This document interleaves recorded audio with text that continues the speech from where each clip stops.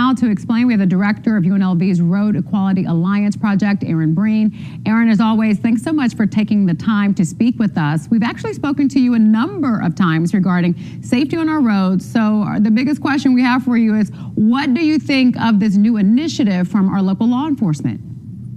I think every opportunity we have for people joining together to save lives is a good thing. And I applaud all of the agencies. You know, everyone's short-staffed.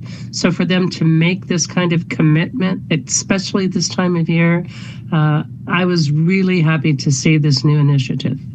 Yeah, and obviously visibility is something that will help the most, right? To keep people to, you know, kind of check themselves when they see the police that they need to slow down. Anything else that you think law enforcement could be doing to push this effort forward?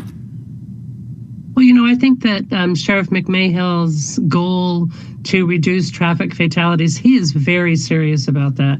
And of course, every law enforcement agency is serious about that.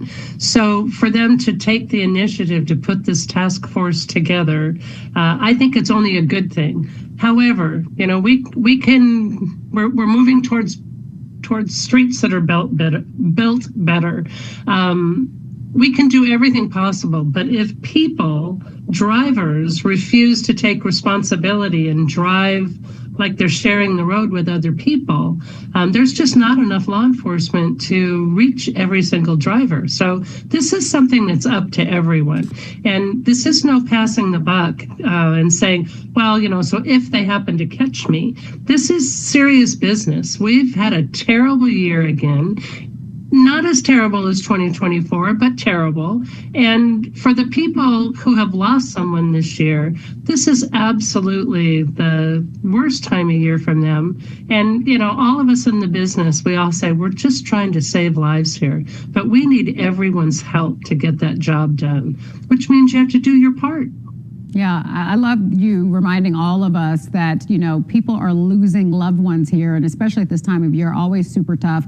We really don't want to see one fatality on the road. So right. What would you tell folks about how to manage their time or how to just make sure that they're minding their behavior on the roadways and thinking about other folks?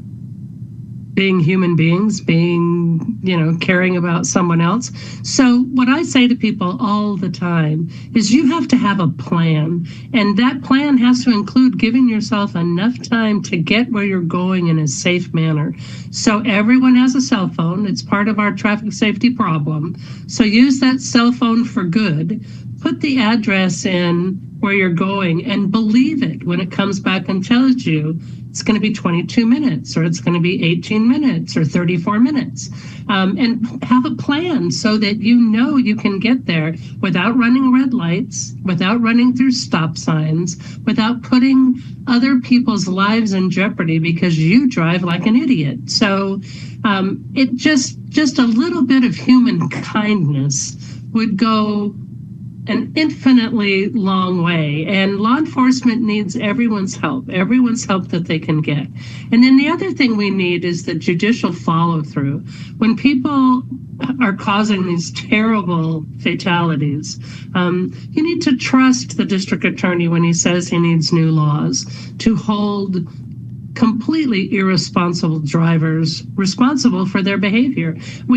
This is a multi-pronged effort, and it starts with every driver, and then it makes everybody else in the chain's job just a little bit easier. Yeah, and we were looking at images of some of the tragedies that we've seen lately, and it's just... We've had a terrible It's nonsensical, for folks to be driving in the way that they've been driving in some cases. And as always, Erin, thank you so much for that sober reminder that we all have a responsibility here. We appreciate your time. Thank you so much. Thank you. We'll have